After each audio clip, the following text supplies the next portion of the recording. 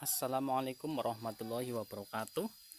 Dalam video kali ini saya akan melakukan penanaman singkong ketan ya. Nah, ini kebetulan kemarin saya mendapatkan bibit singkong ketannya, dan ini akan saya tanam sekaligus nanti menunggu perkembangannya. Setelah sudah tinggi, nanti insya Allah akan saya sambung pucuk dengan singkong karet. Nah, ini ada banyak bibitnya. Kita ke lokasi tempat penanamannya.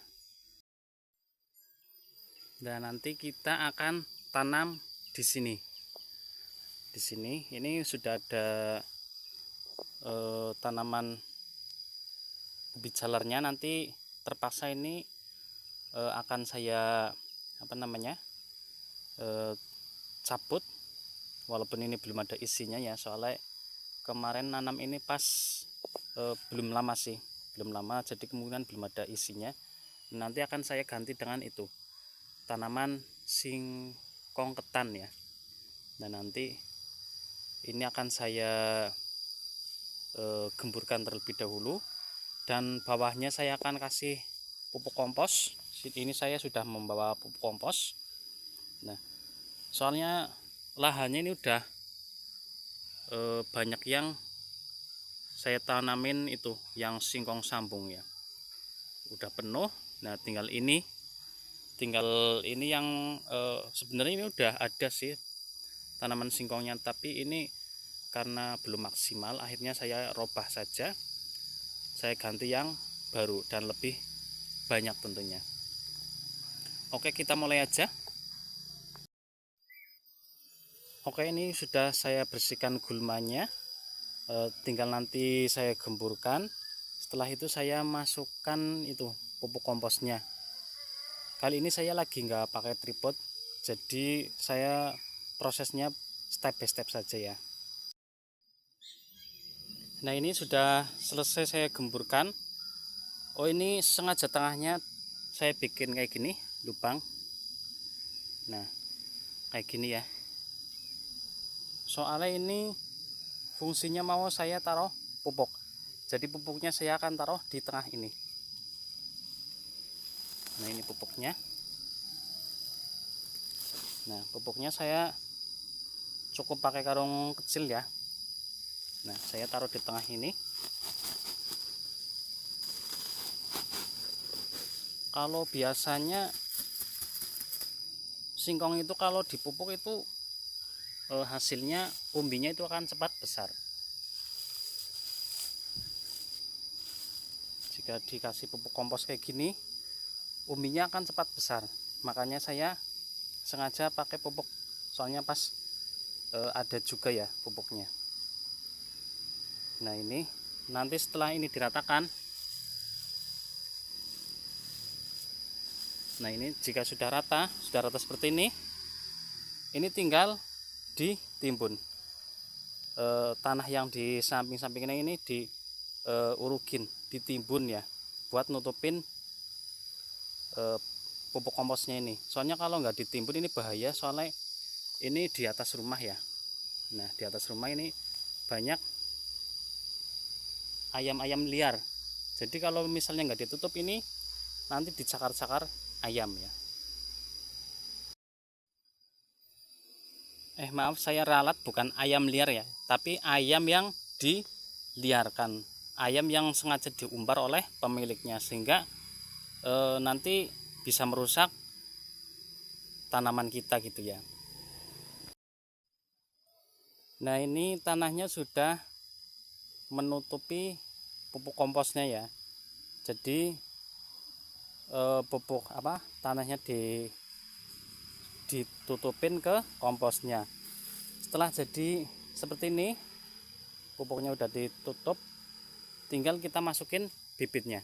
Nah, ini, kita masukin bibitnya itu dari jangan di tengahnya ya. Kalau di tengahnya ini kan nanti perakarannya itu mengenai pupuk, sehingga jika unsur haranya banyak memang kalau langsung mengenai pupuk, tapi kalau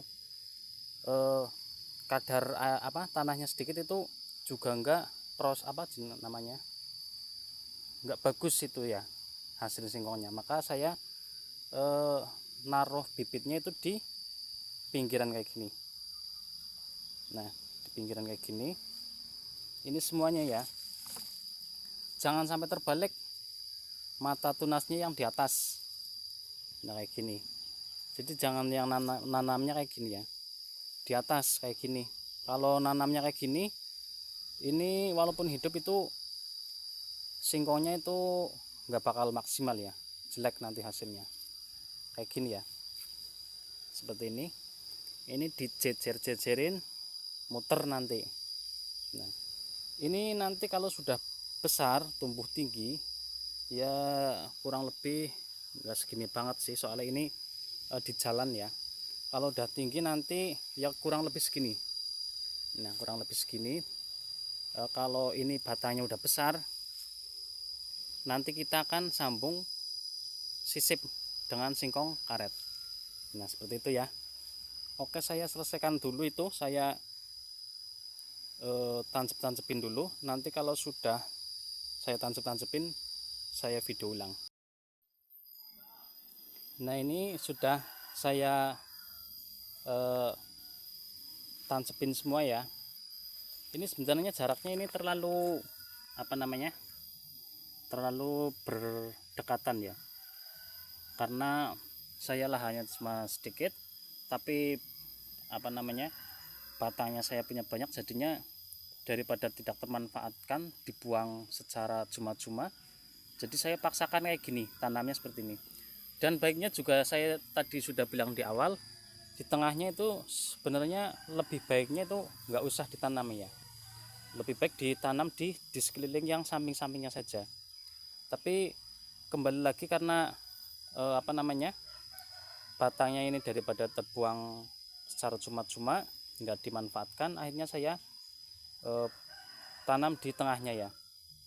Nah, kalau buat teman-teman yang masih melakukan mungkin pengen nyoba cara seperti ini, usahakan punya lahan yang kalau punya lahan yang banyak itu bagus ya. Jadi jaraknya itu jangan berdekatan seperti ini. Soalnya nanti ketika ini sudah tumbuh subur, ini nanti daunnya itu akan berdesakan. Jadi juga tidak maksimal ya untuk pertumbuhan daunnya, karena daun singkong itu kan rimbun, lebat ya, nggak maksimal sebenarnya kalau misalnya terlalu berdekatan seperti ini. Tapi kembali lagi, karena ini mungkin setelah tinggi akan saya sambung pucuk, dan setelah saya sambung sudah ibaratnya udah hidup, akan saya pindahkan ke lahan, maka nggak apa-apa ya. Oh ya, saya juga mau melihatkan salah satu yang eksperimen saya ya. Nah, ini adalah salah satu tanaman singkong yang pucuknya ini kalau nggak salah. Jadi di sebelah sana ya, ini aja yang dekat saya contohin ya. Jadi seperti ini, sambung sisip ya. Di sini kan sudah disambung. Setelah ini rimbun tinggi, kan otomatis dipotong ya. Nah, seperti itu. Nah, potongannya yang ini itu saya tanam, saya tencepin aja gitu, asal ya. Nah, ternyata itu hidup, perakarannya itu lumayan bagus tuh, akarnya banyak ya. Jadi kemungkinan jadi umbinya ini juga kemungkinan banyak. Nah, ini akan saya tanam kembali di sini. Nah, saya akan tanam kembali. Ini sama juga ya, singkong ketan, tapi ini yang batangnya merah.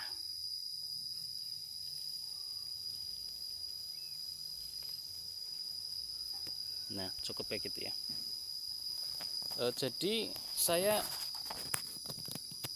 karena lagi memperbanyak tanaman ini, jadi walaupun bentuknya kayak apa itu enggak saya buang, tetap saya tanam ya, karena bibitnya ini masih langka. Mungkin setelah nanti bibitnya udah banyak, kalau misalnya sisa-sisa yang enggak bagus, baru mungkin bisa dibuang gitu ya, tapi ini masih eman-eman ya dibuang.